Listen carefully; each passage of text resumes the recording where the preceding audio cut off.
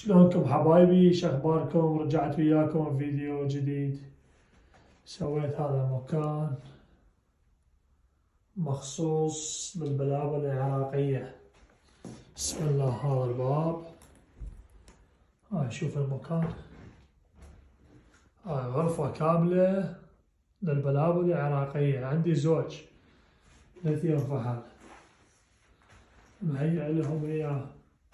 عندنا الخيوط، هاي هنا يقعدون خشب. هذا حطيت لهم هنا منظر. هذا عش هنا، هذا عش هنا، هذا عش الجوة، هنا عش، هنا عش.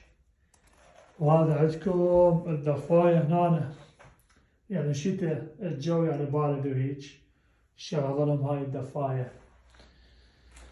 وإن شاء الله بدنا نخلي البلابل هنا، هم راح أصور لكم وأشوف لكم إن شاء الله.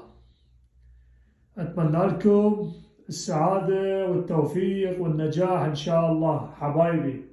إن شاء الله بنخلينا هنا، هم راح أصور لكم وأشوف لكم. يلا حبيبي، سلام.